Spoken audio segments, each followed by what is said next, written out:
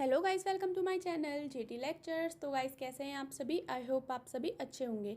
तो फ्रेंड्स, इससे पहले वाली वीडियो में हमने अपनी अनुदैर्ध्य विकृति को कंप्लीट कर लिया था। यानी हमने क्या पढ़ा था कि विकृति तीन प्रकार की होती है: अनुदैर्ध्य विकृति, अपरूपण विकृति और आयतन विकृति, जिसमें से हमारा फर्स्ट टॉपिक जो है अनुदैर्ध्य विकृति कंप्लीट हो चुका था। आज हमारा टॉपिक है अपरूपण विकृति और आयतन विकृति। फर्स्ट हम पढ़ेंगे अपरूपण विकृति, सेकेंड हम पढ़ेंगे आयतन विकृति। ठीक है, तो हमारी विकृति से रिलेटेड टॉपिक जो है कंप्लीट आज की वीडियो में हो जाएंगे। तो आपसे एक रिक्वेस्ट है, वीडियो एंड तक देखना। अगर अच्छी लगती है तो लाइक शेयर एंड सब्सक्राइब करना ना भूलें, और चैनल को नोटिफिकेशन बेल जो है ऑल पे जरूर सेट करें, ताकि आपको टाइम पर नोटिफिकेशन जो है मिलती रहे। तो चलिए बिन देरी किए हुए कर लेते हैं आज का टॉपिक हम स्टार्ट।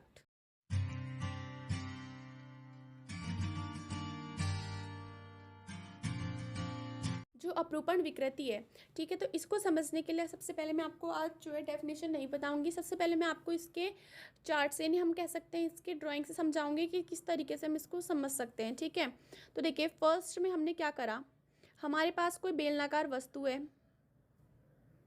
ठीक है, कोई भी हमारे पास वस्तु होती है तो यहाँ पर से गोलाकार वस्तु नहीं लेनी है, लंबी वस्तु लेनी है जिसमें दो दो फलक हो। ठीक है, यानी दो साइड से हो, जिसमें हम दोनों साइड से क्या लगा सकें, बल लगा सकें। ठीक है, तो फर्स्ट इक्वेशन में हमारे पास ये थी, तो इसकी लंबाई हमने क्या मान ली, एल मान ली। ठीक है, ये हमारे पास नॉर्मल सी एक बेलनाकार वस्तु थी। ओके, फिर देखिए क्या हुआ, हमने एक फोर्स इसको इधर की तरफ खींचा, एक फोर्स हमने क्या करा, इसको इधर की तरफ खींचा। यानी दोनों साइड से हम इसमें क्या लगा रहे हैं, फोर्स।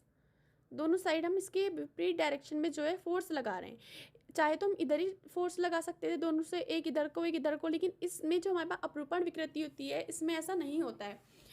इसमें हमारे पास क्या हो जाता है, विपरीत फलकों पर बल लगता है। ठीक है, या फिर आप यहाँ और यहाँ लगा सकते हैं, यहाँ और यहाँ लगा सकते हैं। ठीक है, विपरीत फलकों में हमने क्या लगा दिया, बल लगा दिया। तो देखिए इसकी डायरेक्शन हो जाती है चेंज, यानी इसकी आकृति हो जाती है विकृत। किस तरीके से क्या हो जाती है इसकी आकृति, जब हमने इसकी अपोजिट डायरेक्शन में जो है क्या लगाया, फोर्स लगाया, तो ये कुछ इस तरीके से झुक जाती है। क्यों, देखिए अगर हमने विपरीत फलकों में बल लगाया है तो एक इसको इधर की तरफ खींचने का प्रयास करेगा और एक बल इसको इधर की ओर लाने का प्रयास करेगा। यानी इसकी आकृति में थोड़ा क्या हो जाएगा, मतलब इसकी आकृति हो जाएगी विकृत। समझना हमने सिर्फ ये है। तो देखिए प्रारंभिक आकृति हमारे पास ये थी, और अब जो हमारे पास आकृति विकृत हुई है, यानी यहाँ से यहाँ तक की वैल्यू ये हम क्या मान लेते हैं, डेल्टा एल मान लेते हैं। ठीक है, तो ये विकृत हुई आकृति को हमने क्या मान लिया, यहाँ से डेल्टा एल। ओके, तो इतना ही हमने समझना था कि जब हमने एक फोर्स इसको इधर की तरफ और एक फोर्स हमने इधर की तरफ लगाया तो इसकी आकृति क्या हो जाएगी, विकृत हो जाएगी। यानी ये कुछ इस आकृति में आ जाएगी।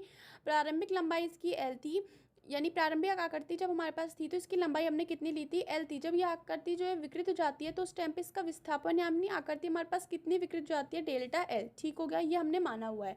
तो इसकी डेफिनेशन हम क्या लिख सकते हैं, और हमने इसको एक ही डायरेक्शन में बल लगाना है। ये नहीं कि पहले हमने इसको सीधा लगाया फिर तिरछा, इस तरीके से बल नहीं लगाना है। एक ही डायरेक्शन में जो है क्या होना चाहिए, इसका बल कार्य करना चाहिए। ओके, तो इसकी डेफिनेशन यहाँ से क्या हो जाएगी, जब किसी वस्तु के समांतर अथवा विपरीत, एक ही डायरेक्शन में, यानी हमें समांतर अथवा विपरीत फलकों में, नहीं एक ही साइड से हम बल नहीं लगाएंगे कि एक यहाँ पे लगा दिया, एक यहाँ पे नहीं लगाना है, एक यहाँ तो एक यहाँ, एक यहाँ पर तो एक यहाँ पर। ठीक है, अपोजिट डायरेक्शन में इसमें क्या लगेगा, बल लगेगा।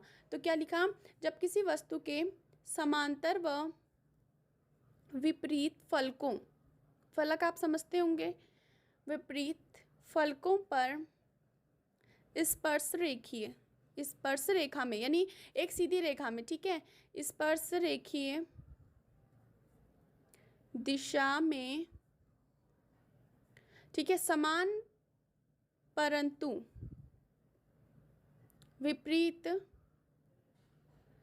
बल लगाते हैं तो उसकी,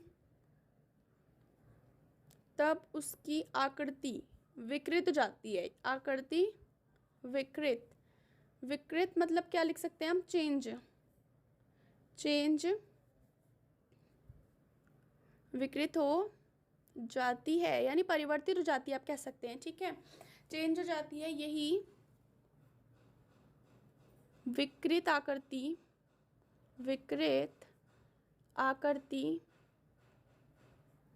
अपरूपण विकृति कहलाती है। ठीक है, तो ये हमारे पास ये इसकी क्या हो जाएगी, यहाँ पर से डेफिनेशन हो जाएगी किस तरीके से हम इसको लिख सकते हैं।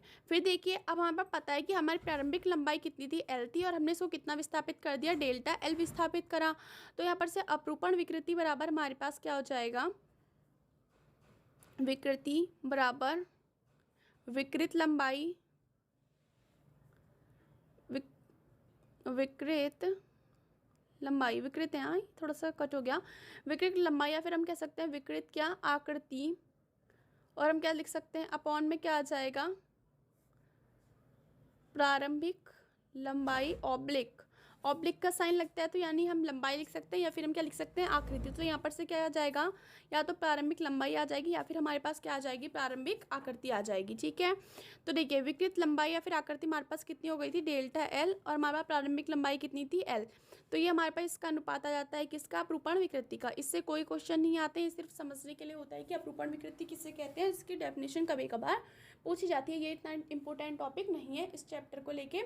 तो इतना ही था क्या, अपरूपण विकृति के बारे में। ठीक है, तो थर्ड विकृति हमारे पास कौन सी हो जाती है यहाँ पर से, आयतन विकृति। ओके, तो आयतन विकृति क्या होती है इसको हम समझेंगे।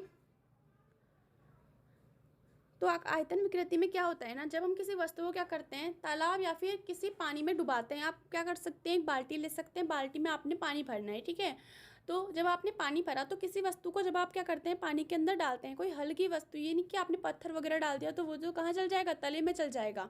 ठीक है, तो हल्की वस्तु जैसे आप क्या ले सकते हैं, इसका एग्जाम्पल छोटे छोटे खिलौने आते हैं जिनको हम पानी में खेलते हैं। ठीक है, या तो आप वो ले सकते हैं या फिर आप कोई बॉल ले सकते हैं। ठीक है, जो हमारे पास हवा वाली बॉल होती है, फुटबॉल जिसे हम कहते हैं, तो हम उसको हम पानी में डालते हैं तो पानी क्या करता है, उसके लंबवत कार्य करता है, यानी पानी जो है उसको ऊपर की तरफ जो फेंकने का प्रयास करता है, तभी वो उस पानी के तल पर आ जाती है, सतह पर आ जाती है। वो गेंद जो है हमारे पास नीचे नहीं जाती है, नहीं उसके तल पर नहीं जाएगी कि बॉल हमने पानी में डाली और वो बिल्कुल उसके तल पर जाके बैठ जाए, ऐसा नहीं होता है, वो ऊपर जो है तैरती रहती है। तो यही कारण होता है कि आयतन विकृति में क्या होता है, जो हमारे पास जल होता है यानी पानी होता है, उसमें हम जब हम कोई वस्तु डालते हैं, हल्की वस्तु, तो पानी उसके लंबवत कार्य करता है, यानी उसको ऊपर की तरफ सतह पर रखता है। ठीक है, तो यही हमारे पास क्या हो जाती है, आयतन विकृति। तो इसका हम एक एग्जाम्पल ले लेते हैं। तो देखिए ये क्या हो जाएगा, ये हमारे पास क्या हो जाएगा, यहाँ से लिक्विड हमारे पास ये हो गया, और इसमें हमने क्या डाल दी, यहाँ पर से एक फुटबॉल डाल दी। ठीक है, हम यहाँ पर से लिख लेंगे फुटबॉल। ठीक है, फुटबॉल हमने यहाँ पर से डाली, ये हमारे पास क्या है, यहाँ पर से वाटर। ठीक है, यहाँ पर से हमारे पास ये वाटर हो जाएगा, और ये हमने इसमें क्या डाली, फुटबॉल डाली है। ठीक है, तो यहाँ पर से क्या हो जाएगा, बल इसके लंबवत कार्य करेगा, यानी इस तरीके से। ठीक है, तो इस तरीके से वस्तु जो है इसकी कहाँ पर जाती है, सतह पर जाती है। ठीक है, यानी इसके तल में नहीं जाती है, ये हमारे पास तल हो जाता है। ठीक है, हमने मान लेते हैं कोई बर्तन भी मान लिया। ओके, बर्तन में माना है हमने क्या, लिक्विड यानी पानी। ओके, तो यही हमारे पास इसकी क्या हो जाएगी, डेफिनेशन। हम इसी अकॉर्डिंग लिख लेंगे कि आयतन विकृति हम किसे कहते हैं। ठीक है, तो देखिए क्या हो जाएगा, जब किसी, हमने यहाँ पर से गेंद का एग्जाम्पल लिया तो हम गेंद लिख लेंगे, जब किसी गेंद को तालाब में डुबाते हैं, तालाब या बाल्टी में रखे पानी में डुबाते हैं। ठीक है, पानी में डुबाते हैं। ओके, तो हमने क्या करा, इसको पानी में डुबाया, तो पानी में जब हम इसको डुबाते हैं ना, तो इसमें क्या हो जाता है, डुबाने पर तो गेंद के पृष्ठ के प्रत्येक बिंदु यानी प्रत्येक बिंदु, यहाँ पर से हमारे पास जल इस पर क्या लगाएगा, फोर्स लगाएगा। ठीक है, पृष्ठ के प्रत्येक बिंदु आप समझ सकते होंगे। अब ये तो नहीं कि हल्का सा छोटा छोटा एक पॉइंट हो, नहीं, हर एक उस जगह पे बल लगाएगा जिससे कि उसके क्या हो जाए, लंबवत हो जाए। ठीक है, बिंदु पर जलीय दाब ठीक है, जलीय दाब पृष्ठ के लंबवत, बिंदु पर जलीय दाब पृष्ठ के लंबवत कार्य करता है। ठीक है, लंबवत कार्य करता है, और गेंद के, अब वस्तु के लिख सकते हैं। ठीक है, और वस्तु के आयतन में कमी आ जाती है। कमी क्यों आएगी, आप लोग जानते हैं, अगर पानी में आप कोई वस्तु, हल्की वस्तु डालते हैं तो उसका आयतन जो है कम हो जाता है, और वो कहाँ पे, सतह पे तैरने लगती है। ठीक है, आयतन में कमी हो जाती है, यही आयतन विकृति कहलाती है। ठीक है, तो ये हमारे पास क्या हो जाएगी यहाँ पर से आयतन विकृति। ओके, आयतन विकृति कहलाती है। ठीक हो गया, तो ये हमारे पास क्या हो जाएगी इसकी डेफिनेशन। ओके, तो देखिए मान लेते हैं हम क्या कि प्रारंभिक आयतन, माना प्रारंभिक आयतन बराबर v आयतन में कमी, क्योंकि इसके आयतन में क्या हो जाएगी कमी, क्योंकि जल जो है उसके लंबवत कार्य करेगा, कमी बराबर डेल्टा v है। ठीक है, तो यहाँ पर से जब हमारे पास इसमें कमी आई तो वो क्या हो गई है डेल्टा v हो गई। तो अतः हम क्या लिख लेंगे, आयतन विकृति इज इक्वल टू क्या हो जाता है डेल्टा v अपॉन v। तो ये इसका हमारे पास क्या हो जाता है अनुपात हो जाता है। ठीक है, तो आज की वीडियो हमने ये देखा। तो गाइस इससे अगली वीडियो जो है आप बिल्कुल स्किप मत करना, और वो वीडियो आपके लिए काफ़ी इंपॉर्टेंट है, क्योंकि इससे अगली वीडियो में जो हम टॉपिक करेंगे ना वो पेपर में पूछा भी जाता है और उससे जो है क्वेश्चन भी कभी कभार आ जाते हैं। जो हमारे पास क्या है यंग प्रत्यास्थता गुणांक, ये मोस्ट इंपॉर्टेंट टॉपिक है। इससे जो है आगे भी कई टॉपिक जुड़े हुए हैं, तो इससे जो अगली वीडियो में हम टॉपिक देखेंगे तो उसको आप बिल्कुल भी स्किप मत करना। तो आज की वीडियो में इतना ही, मिलते हैं आपसे अगली वीडियो में, तब तक के लिए take care and bye bye.